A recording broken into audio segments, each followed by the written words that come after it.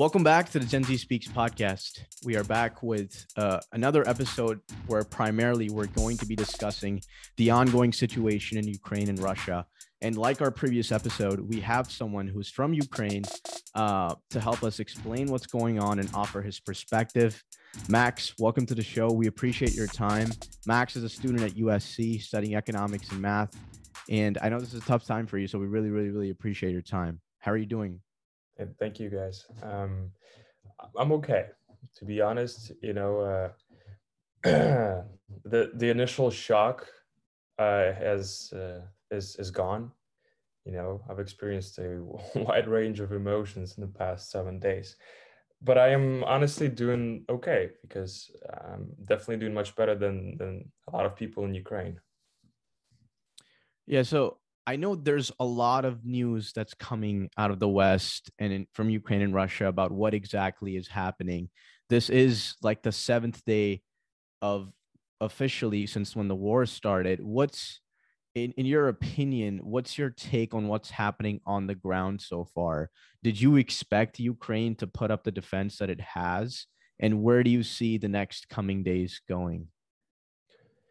It's a good question. I'm in no position to give out any like you know promises or projections. I'm Right. not.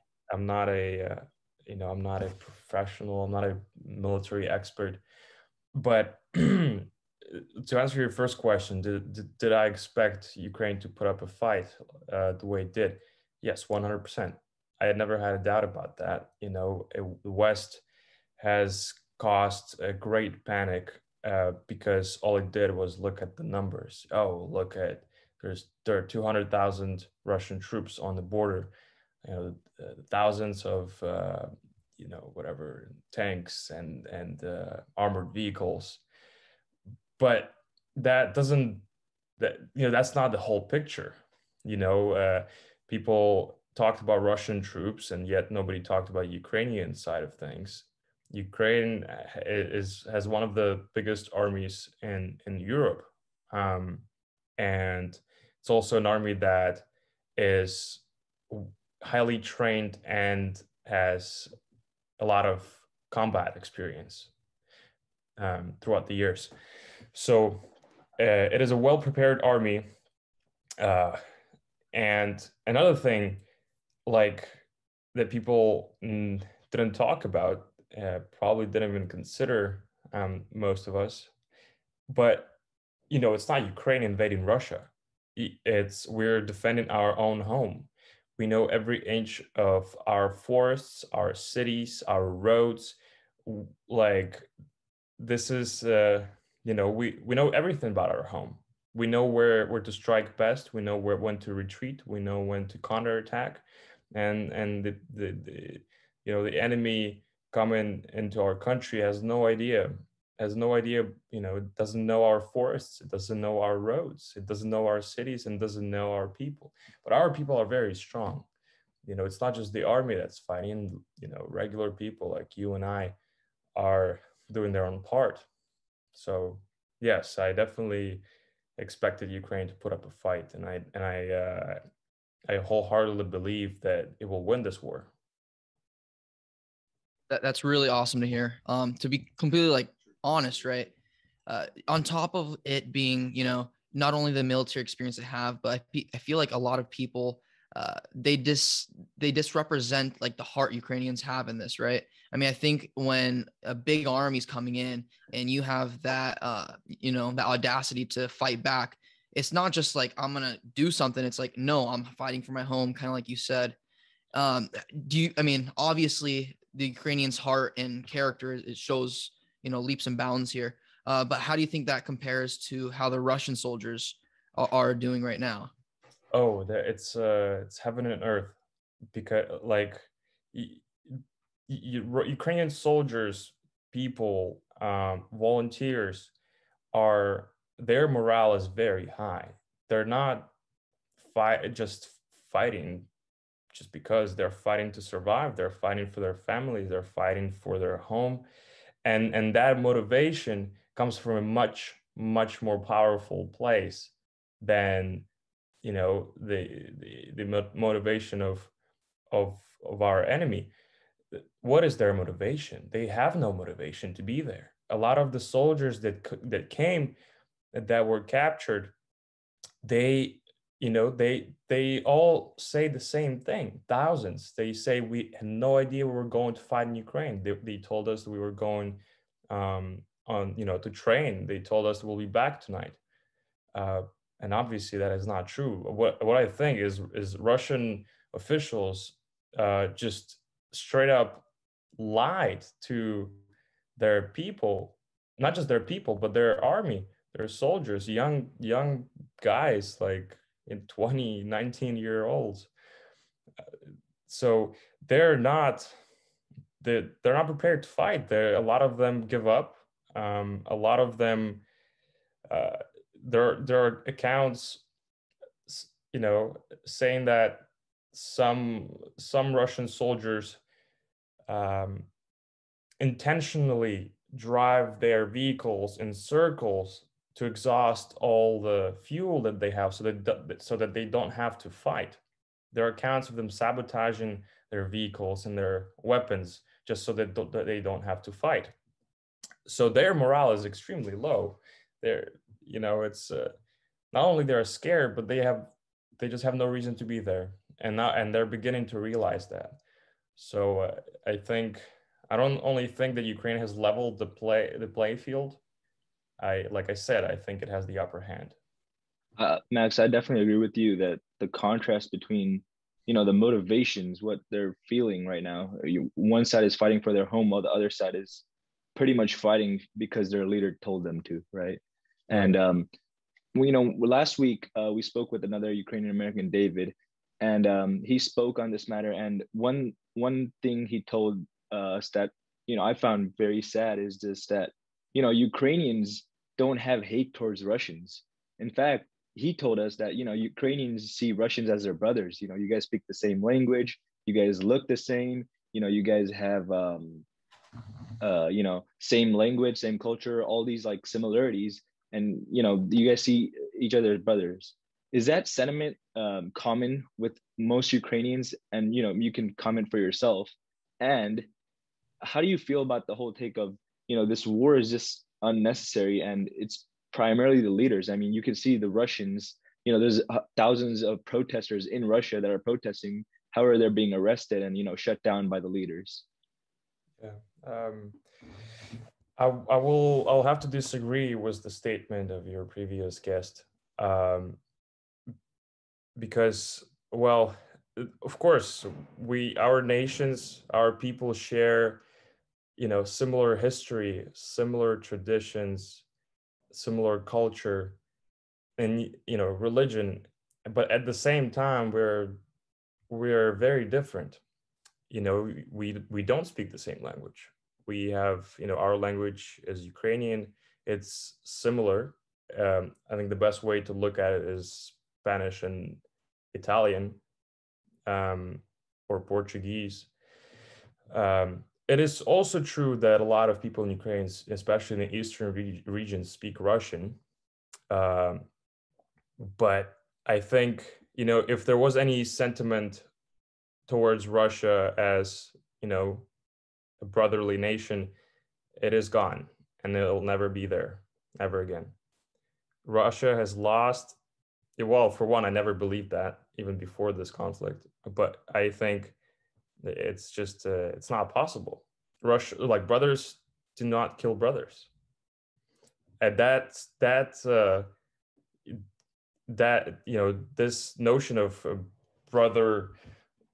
brotherly nation has been created during USSR, and yet it is not real. It's not true. Sharing similar history and culture does not make us brothers. And I have a very strong opinion about that. Now, it is also true that a lot of people don't hate the Russian people. A lot of people understand that it's not the people that caused this conflict. Could the people have prevented it? Yeah, I think so. But they were quiet. They were quiet in 2014 when Russia invaded Ukraine for the first time since it's gained independence. but now it's impossible to be quiet. So I think a lot of Ukrainians don't hate the people, but also at the same time, the people who I speak to who are hiding in bomb shelters or are, part of the armed forces currently protecting the cities, they'll not have the same opinion. They hate everyone, and I think that is quite justified. If I was there, I I think I would hate everyone too. And it takes a lot of energy to not hate the nation that has attacked your home.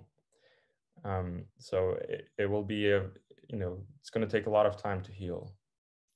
Right. Max, I want to go back to Jenish's latter point about the leaders, right, who were primarily responsible for starting this war, mainly Vladimir Putin. You wrote an article for the Daily Trojan, our USC student newspaper, that got a lot of attention, and a lot of people resonated with what you were saying. I just want to quote something that you said that stood out to me. You said, quote, "Putin has no appetite for peace. He went all in, and there's nothing stopping him from going further than Ukraine. The world must respond to Russian overt and undeniable terror and aggression, because if it doesn't, sadly, you may be next." In your opinion, do you think that the United States has done enough or can do more to protect Ukraine? What's your opinion on that? I think that this question has two questions in it. Can US do more? Of course, it can do a lot of things, from up to straight up involvement, military involvement. But that's just I don't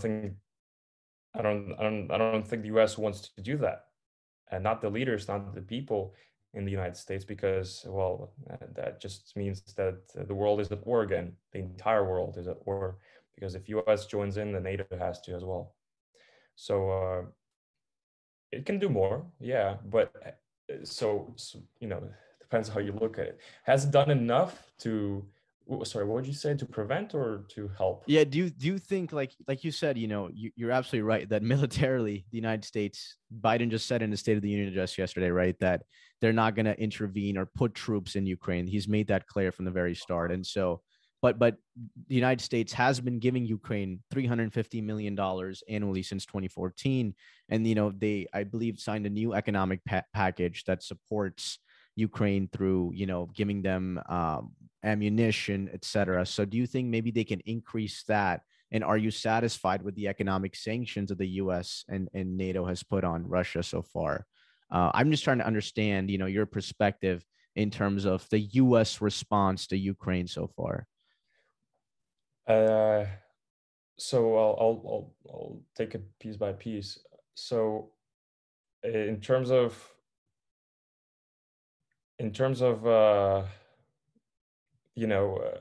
sanctions, I think the US and its allies have imposed unprecedented sanctions on Russia. It's never been seen before. Well, don't quote me on that, but you're right, though. It is a very strong response, and even the Soviet Union did not experience such extreme sanctions. It's they're extreme. If you look at the value of Russian currency, ruble, it's in the free fall. People are out of jobs. Brands, international brands, are leaving Russia. Russia can't export stuff anymore. Russia can't import stuff anymore. And that concerns high-tech technologies, which it needs for its space program, including the space program. So there's no doubt Russia has royally messed up, and it's going to suffer grave consequences for that. So I think the sanctions are very effective. And keep in mind, it's only day 8 since the invasion. It's day 8 in Ukraine, day 7 here, but it's day 8, and it's already showing. I think it's only going to keep getting worse for Russia. So yes, sanctions, very effective, very strong response. in terms of aid, that is very difficult for me to judge. I don't know enough about previous precedents in history. I know that USA has supplied a lot of military equipment, including lethal weapons and gear, to Ukraine, which I can tell you, American javelins are, man, we love them. they're so it's we've received a lot of help from the US. But again, it's difficult for me to say if if you can do more, and I don't think I'm the right person to comment on that. On top of Russia's sanctions and then the monetary help that's being provided to Ukraine from the United States, we're also seeing the SWIFT banking system completely is not operating right in Russia anymore. We're seeing Apple completely pull out of Russia, essentially. I mean, that you can't use Apple Pay. You can't download apps from the App Store. And it just seems like it's going to be a continuous cycle. I mean, one of the top $1 trillion companies is doing it. I'm sure others will follow, right? Yeah. And so it seems like things continue to happen that are detrimenting Russia, but Putin doesn't seem to care, right? And so it's like, how far do you think it's going to be? Or is he just a savage that, just like Stalin, just like, Lenin, does not care? What are your thoughts? Well, first, I'd like to make a note that SWIFT, not the entire banking system has been disconnected from SWIFT. Only a set of specific Russian banks have been, which is already a big deal. But in terms of, Putin doesn't care. Putin doesn't care, but the people care. The billionaires are starting to care. So what this, he can only do this for so long before it becomes, before his country, consumes, like eats itself alive. At one point, if this does not get better, at one point, I guarantee you the people will rise up. And I'm not talking about thousands or tens of thousands or hundreds of thousands. I'm talking about millions. It's bound to happen unless it gets better. That's just how it is. And then the question then is like, are they all going to be imprisoned or killed, or I don't know? But no, Putin doesn't care, and I don't think he's any different from Stalin or Lenin in that sense. He's a monkey that has a red button. That should say a lot. He has threatened nuclear weapon, right. And not just to Ukraine, but basically all over the Western world. Yeah, I hope it doesn't go that far, but that is definitely, yeah. Piggybacking off one second, Jenish. One second. So I just want to follow up with something. So it just seems like Putin, he's creating this legacy of raw power, right? That's how I'll put it as you will. But this legacy to him seems to be, the all-time great. What do you think? How do you think it's going to be perceived throughout maybe Eastern Europe to Western Europe? I mean, I think the West is pretty clear on how it's going to be perceived, but do you think this legacy will even do him any justice? What do you mean by that? Like, is it justifiable? Not justifiable because it's not, right? But like historically speaking, maybe 100 years down the line, I mean, Stalin, he tried to keep this legacy of power. That's why he did what he did, to keep in control. But what do you think? Do you think Russians will, I mean, the Russian system will care, or? That is difficult to say. It depends. It really depends on what happens in Russia. If Russia is able to stand up for itself and stop this, just at least for their sake, and if they're able to change the government and finally, get on track to something that resembles democracy, there's a chance that whatever Putin did will be, stained with terror and in no way looked at as a heroic conquest. That is not going to happen in Europe, anywhere in Europe or America, Ukraine. Nobody's ever going to, look at this piece of history and say, oh yeah, he's badass. No, that's not going to happen. The world has changed in that sense. It is clear what, now we have media, we are able to share information, we're able to communicate faster, and we have, means such as blockchain. So, some records are impossible to destroy.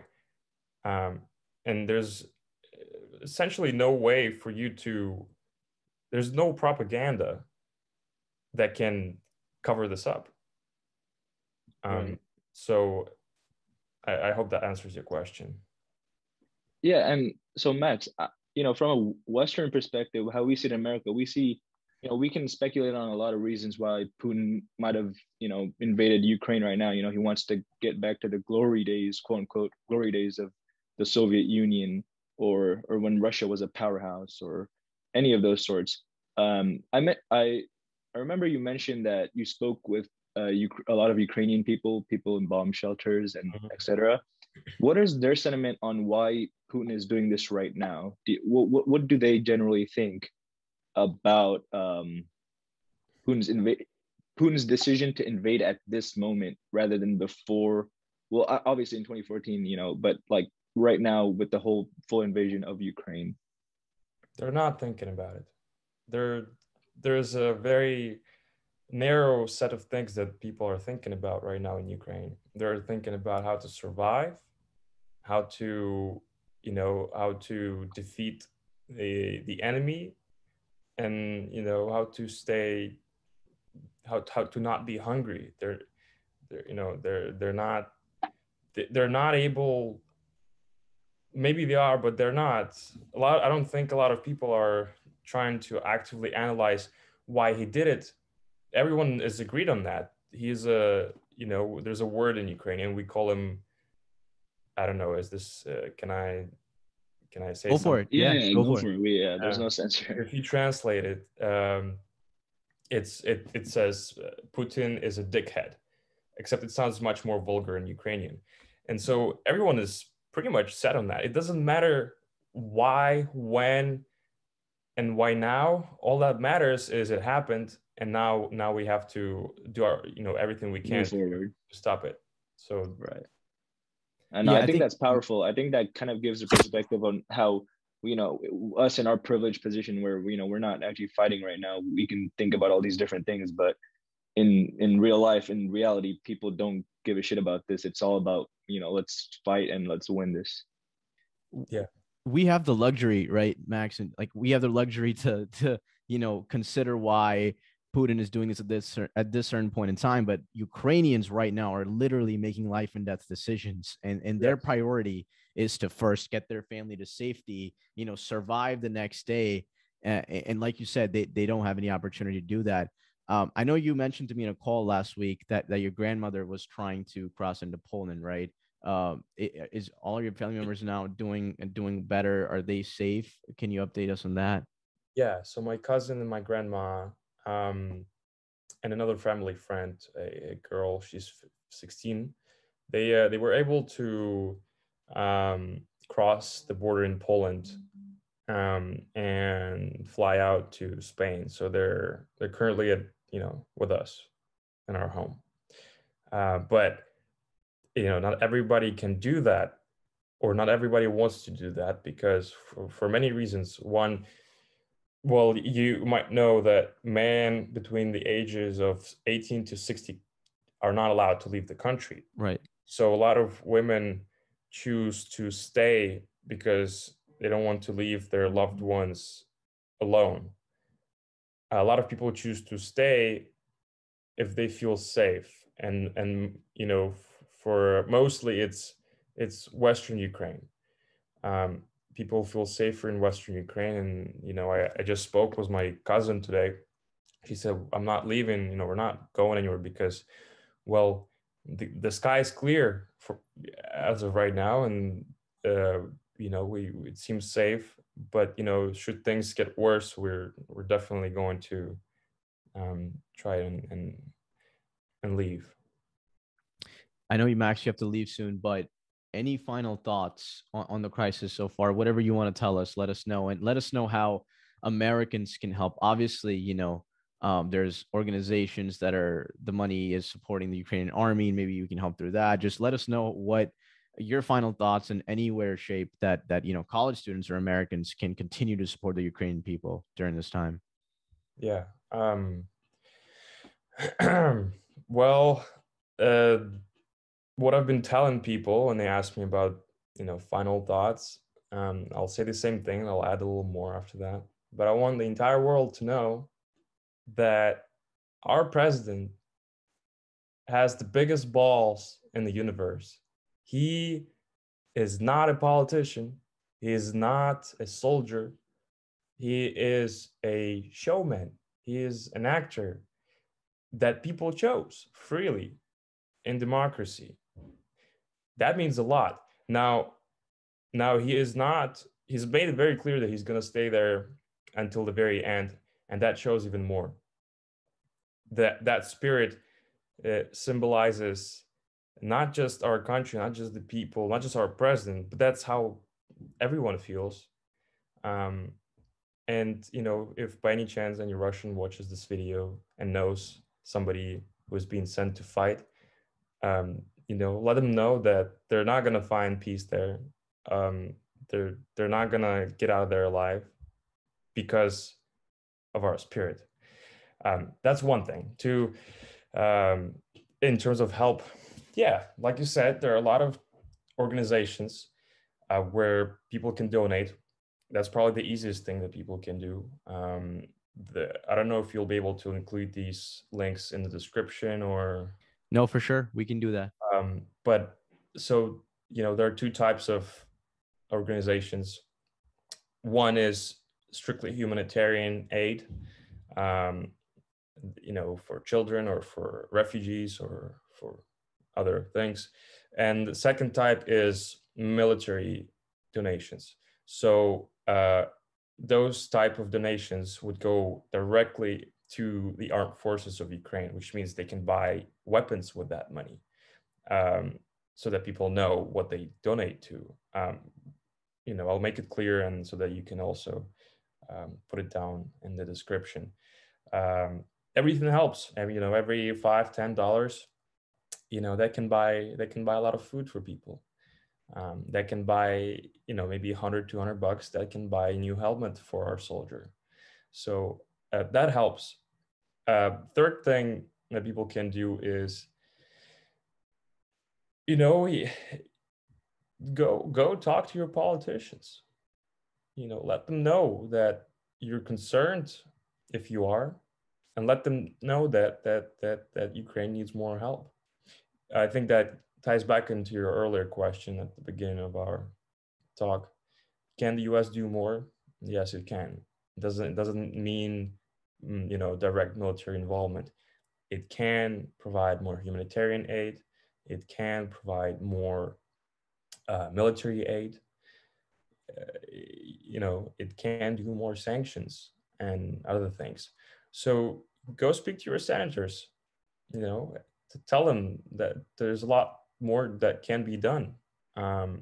And when enough people do that, who knows, maybe they will do that. But all of that makes a huge difference. Like I said, sanctions are already working. Military aid is already working. So it's really important. It's really important for us, and I think it should be important for people in the US and in Europe, because the conflict is not far away from NATO's borders, not at all.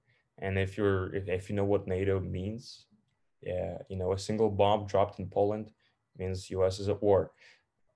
We don't want that to happen. I don't think you guys want that to happen. I don't want that to happen either.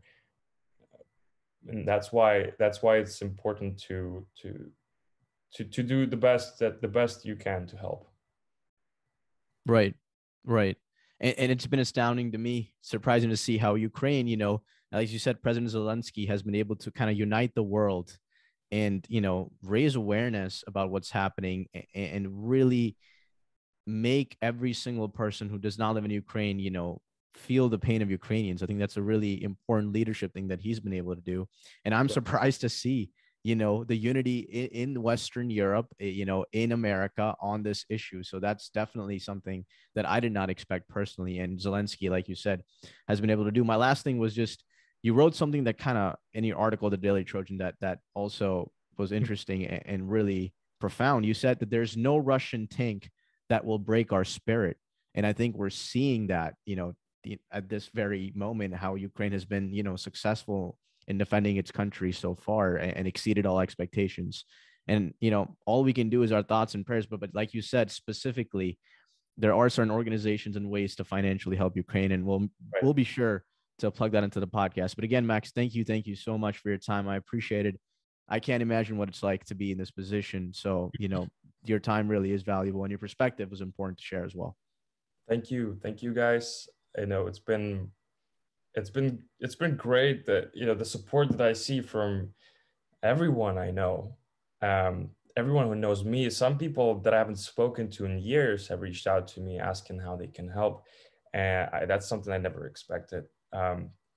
So I just want to thank you guys. I want to thank Americans and you know, non-Americans, everyone for being there, for not just for me but for my country.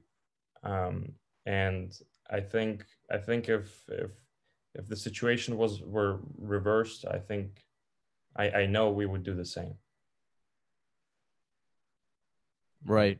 For sure. And I think the model that the world has used so far to, you know, help out Ukrainian refugees and the overwhelming support should be used elsewhere. You know, a lot of people are criticizing, oh, Ukrainians are getting special treatment. No, they're just getting how the world should exactly respond, right? And this should be the model that we use for the rest of the world as well. And like you said, any other parts of the world this happens, Ukrainians will be there to support. And this is the time Ukrainians need our help, and we're doing it. And so the cycle goes, we hope. So thank you, Max. I appreciate it. Thank you, man. Wishing your Appreciate family it. safety at this time. Thank you, guys.